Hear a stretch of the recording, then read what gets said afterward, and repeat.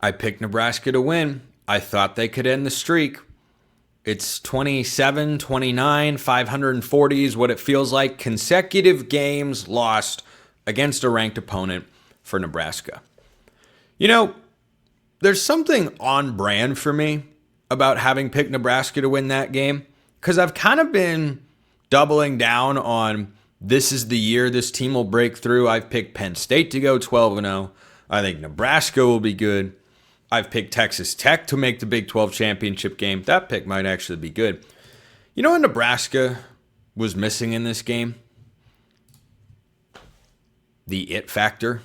Now, they were missing run defense. That's the obvious one. Michigan in this game goes for 290 on the ground. Justice Haynes, I always loved that addition for Michigan in the offseason. Thought it'd be a perfect fit. It's been seamless. Justice Haynes fits into Michigan's system perfectly. He looks like he was bred to be a Michigan running back, and he just does everything Sharon Moore needs him to do. Nebraska ran for 43 yards in this game. Raiola was sacked 7 times. Emmett Johnson ran for just 65 yards. Emmett Johnson's a good running back, and they couldn't get him going. So this is not all bad news. Like on my 5-point scale, the vibes are not the worst they could be for Nebraska. They're bad after this game because you missed another opportunity. You lost another one-possession game. But this game wasn't actually as close as the final score indicated. I felt from about midway through the third quarter like Michigan was really in control, and then Nebraska wasn't going to be able to overcome it. They were asking Dylan Raiola to do a lot, and he did. Went for over 300 yards, 3 touchdowns, and an interception in the game. But at the end of the day, Nebraska in the trenches was not where Michigan was. That's about all that it felt like was missing. It gets a little worse, though, when you consider that this is a two-way conversation that I'm talking about here. They weren't good enough along the offensive line. They weren't good enough along the defensive line. They just weren't. There were moments, there were flashes where Nebraska looked like they had enough, but consistently, like Sierra Wright, the outside linebacker, is explosive coming off the edge. But overall, this is not a Nebraska team that is good enough up front, and that needs to be their top priority going into the offseason, because Michigan is a good team. They're not a great team. They're a good team. They're a great trenches team. And you saw how far Nebraska has to go. So I'll start with the bad news for Nebraska. You lost another close game. You missed a big opportunity. There's still more growth to go before you are a true college football playoff contender. However, progress is being made. That much is clear. But they have played 2 3-point games this year. They beat Cincinnati out of the Big 12, and they lost to Michigan at home. So it was something for Nebraska to win that game. Talked about it at the time. It was something, because that's a game they usually find a way to lose. But in this spot against this team, Bryce Underwood is still pretty new to college football. You knew what Michigan wanted to do, and you couldn't stop it anyway. And the run defense, go look at Justice Haynes' 75-yard touchdown run. There's a nice lane for him to go through, and the safety just can't make the tackle. Those are the sorts of things that I think Matt Rhule can fix over time. It just became very obvious they're not quite there.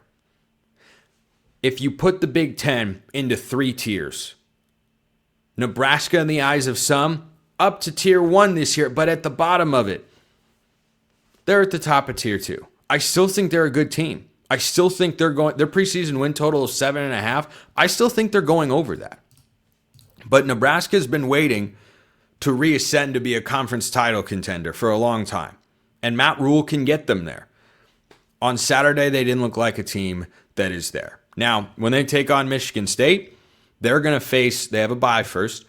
They're going to face a team with a similar identity, not exactly the same, but similar, that is run heavy. If you can't win against Michigan State, you got a problem. The schedule continues to be very manageable for Nebraska going forward. But with this loss, not just with the fact that they've suffered their first loss of the year, but with how it happened and who they still have to play, I don't see Nebraska having that magical breakthrough season that some people predicted they would. I understood why. I understood why they got that sort of praise. But it still looked like, it's better. It's going forward. Matt Rhule is the guy. Dylan Raiola is a stud. It just looked like, yeah, that game wasn't as close as the final score indicated. Nebraska needed a Hail Mary. They got outplayed by Michigan really for 4 quarters, and Michigan ran the ball at will. So Nebraska's a good team,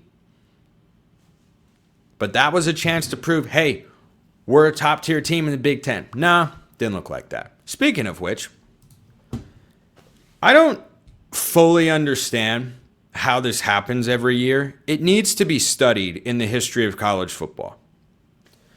Justin Wilcox's ability to get his team to play so far down to the level of their opponent that you wonder why he's the head coach every year, despite his ability for them to play up to the level of their opponent that makes you wonder why he isn't a head coach at a better program, it boggles the mind. Do you know what happened late on Saturday night in Southern California? Cal went to San Diego State. They were favored by double digits. They were not just beaten. They were shut out and lost the game 34-0. San Diego State is in year 2 of a rebuild in the Mountain West future Pac-12. They took Cal to the woodshed and smacked him around a lot. Here's some bad numbers for the Bears. Their star true freshman quarterback, Jaren Kiave Sangopolotele, was 17 of 38 with 2 interceptions. Could they support him with a running game? No, because against San Diego State, they ran for just 65 yards. The Aztecs had 189 yards from their quarterback, Jaden Denegal, and only ran for 134, and yet won the game 34-0. Jordan Napier torched Cal's secondary to the tune of 9 catches for 154 yards. It's just uncanny how Cal this really is. You have one of the best young quarterbacks in all of college football who had a bad game. Bound to happen. You're playing a team who you are, on paper, much better than, and you find a way to lose. You realize that this is arguably one of the more disappointing losses of the Justin Wilcox era. It's not one of the worst ones. They lost to Florida State last year. Not this Florida State, 2024 Florida State. They lost to 2022 Colorado, who won 1 game all year against Cal. I don't understand how this continues to happen, but it is why coming into the year, I was down on Cal. Because I have just seen this movie too many times. The potential is there. The schedule was so manageable. You had people justifiably talking about the Bears as a potential playoff team. They were winning easily. They beat Minnesota, who's a good, respectable team in the Big Ten. And they look like the better football team. And the quarterback is a stud. And their schedule, incredibly easy. And then they go and lose 34-0 on the road at San Diego State. I need someone to explain that to me. I really do. Because I don't have a great explanation. I can't come up with one. There's nothing logical about that outcome. Nothing whatsoever. It's one thing to lose and get upset. You got blanked 34-0. I don't get it. I don't get it. It's the worst type of magical ability that Justin Wilcox has. I'm interested to see how they respond.